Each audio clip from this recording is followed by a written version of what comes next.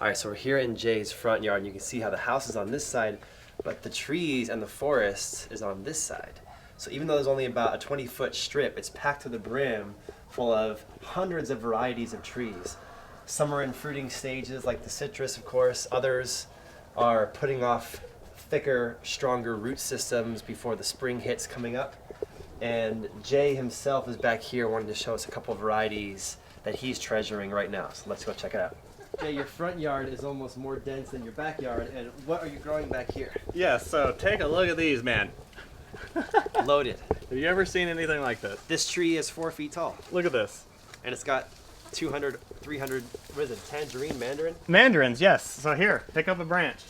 Feel the weight on just one branch. You know, I don't have to go to the gym anymore. I can just curl this and get my bicep workout in. Look at this. Look at this thing. So there's probably more fruit than leaves Yeah. on this plant, and it weighs probably quite a bit. So this is what we're after as far as production goes. So once again, 1-inch trunk.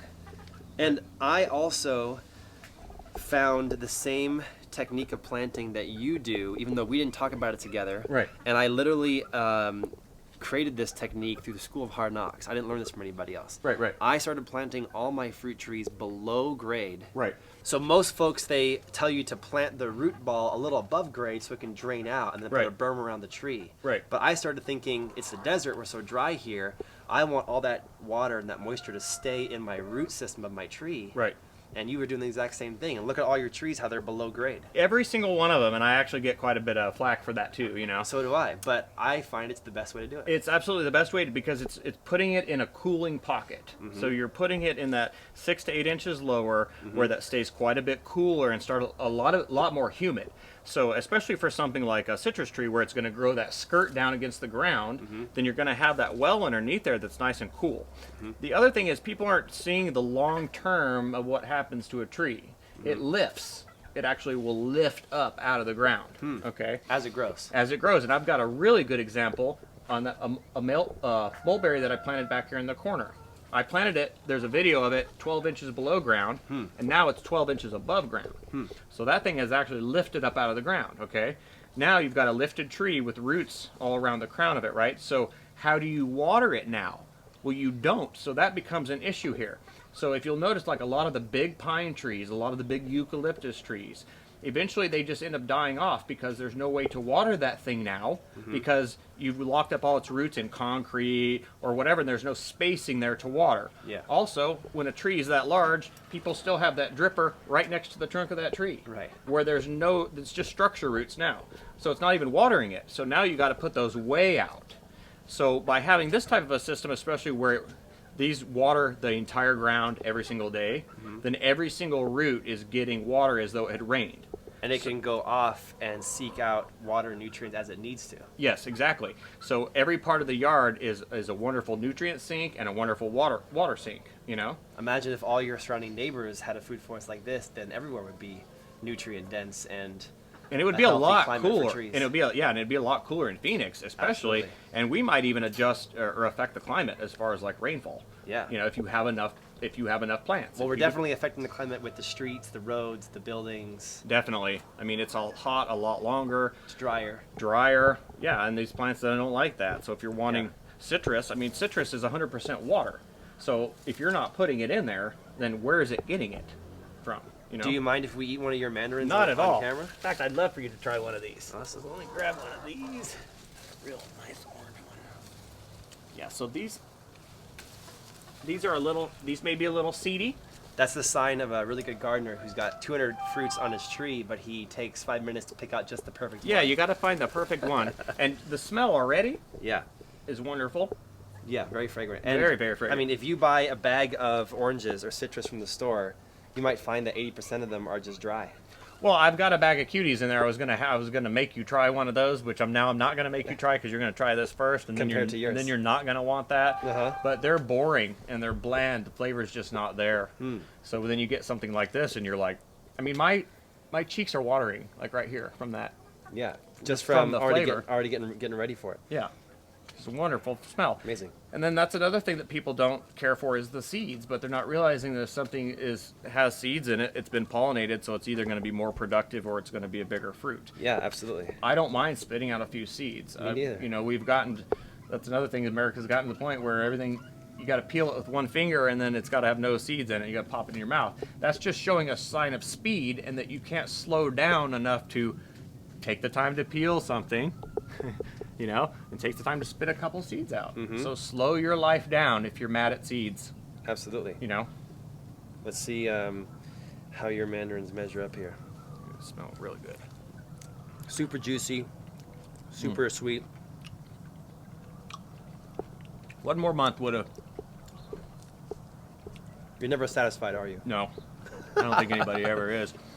One more month and the sugar would have concentrated a lot better. Of course. But I don't mind that. The longer the citrus in Phoenix stays on the tree, the more sugary it gets. But and then watch, just back in as mulch. I know. Thank you. Fantastic. I'm after flavor. I'm after flavor on this property, and I'm after production. If it doesn't produce a good flavored fruit, I take it out. I'm not even going to mess with it. So that was sweet, orange Julius type deliciousness without the man-made sugar. Yep. Let's see how this pink variegated lemon measures. Oh up. yeah, let's take a look at him. So we're going to cut both of them actually because I think this one is going to be. I think this one is going to be white inside. So this one's the one that's too mature. It's over mature, and you think it's going to actually be more traditional color. Yeah. So this one's probably going to be traditional Eureka. Yep. But look, still has some pink coloring there. It does, and virtually seedless. I mean, that's still a really good looking fruit. Hope the camera's picking that up, but it does have that nice, beautiful pinkish hue. And then let's cut this guy and compare them. It's got a really nice smell. Hold that one for you. Yeah, look how much pulp is there. I mean, Yeah, it's just amazing. Wonderful. All right, so this one might be pink, might not be. Let's take a look. I mean, this is like a Pinterest picture right here. Right. Let's see how this one measures up. Nope. About the same. They're both very pink, though. So the cooler weather is going to make these pink. It's going to make the blood oranges red. Okay, and it's going to make the grapefruit not sour. Okay, it takes the bitter out of grapefruit, and it takes a little bit of the sour out of lemons.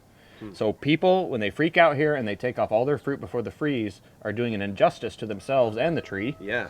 Because the best fruit will be as it cools down. Now, if we don't cool down, it's not going to get that pigmentation because it takes a lot of energy to make color, to make reds and blues and purples. That's why you don't see a lot of it in the valley. In the desert, you see white flowers and you see yellow flowers mainly because it takes a lot of energy to make the reds and the purples and the blue color pigments. Right. So those get washed out in Arizona heat. So it's the same on pigmentation on this, but if we get colder years, these will be pink, of course, and the blood oranges will be dark blood orange red. Otherwise, they're going to be normal orange. And so that means that if you were to plant the same Eureka lemon in a colder micro area of the Phoenix area, Right. you might have a deeper color. Because color. of your colder snap. Yes, and Or if you had blood oranges, you might get a more bloody orange because of that colder area. that's exactly true. Yep, that's exactly right. Well, I'm going to try one of your lemons right now. Oh, boo. We should eat a miracle fruit before we eat this lemon. Right, yes. I don't have any. I don't have currently on me, but oh man, I can't do that. It's fantastic. I can't do that. it. I can't even watch a person do that. Really? You're doing my lemon challenge. It's making you pucker up? Yes. I could eat 1,000,000 of these. I love it so much. Wow. That's awesome. Okay. Should I throw it back in there? Sure. Yeah. Mulch? Absolutely. Well, where are we going next? And I'll keep snacking on your lemons and making you feel bad. Sounds good. Sounds good. Jay, you win the Starfruit Challenge. I think I win the Starfruit challenge. For sure, you win the Starfruit Challenge on the smallest property for Yes. the most amount of fruit. Yeah, so these are excellent for people. I highly recommend Starfruit. Wow. For people in the valley. So yes, Yeah. Starfruit work really well. And they're so delicious. They're so delicious. yes, yes, Especially when they're fully ripe, they have that orange coloring. yes. Bananas, gotten some pretty good size on these guys. Bananas are another one where you gotta put them in a nice little nook, and they'll protect them and it'll keep them from freezing. So you see, even though we got that cold, there's no damage on even the pup. Pup didn't get any. A little bit of the top got it, but all these look wonderful for Phoenix in January. Yeah, I mean, even the dwarfs, little dwarf red. that's cool. So We- yeah, We honestly have to come back to your yard as the year goes on while I'm still living in Arizona, because there's so much more to see here. Yes. And as we're walking out of the front yard here, I just want to point out that there are more citrus loaded with fruits on here. These baby citrus that you got packed to the brim with fruits. Yes. And if we pan to the right, we got more carambola star fruit loaded with star fruits. And this one in particular has one that's so humongous in January. Yes. Look at the size of this star fruit in January. This is huge, Jay. Huge. Yeah, and see, he's a small tree too, but he's also at that 1 inch. So he's at the 1 inch that I want, down at the bottom. Yep. And so now I let him fruit. So now he can now carry a lot more fruit. That's amazing. So it's about structure, you know? We even got a couple of mangoes. Little mangoes. You do have a couple mangoes going on. This mango's grown from somewhere. I don't even see the mango tree. This mango tree right here. Oh my God. You see he's got flowers and mangoes. That's great. That's cool, man. Yep. So they work really well. These little gold nugget mandarins are cool. Mm-hmm. These are one of the coolest Look at how lumpy. coolest looking these are. It's like a witch's mandarin.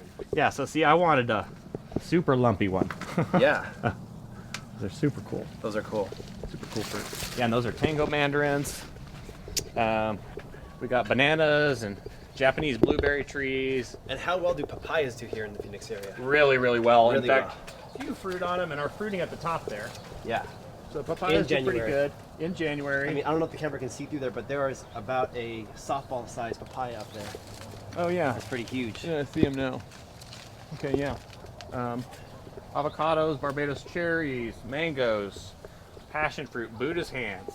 We can see the pink better when it's compared to the Buddha's hand. If you want to compare them together, that's yellow and that's pink. If the camera can see that, check it out. Yeah, there we go.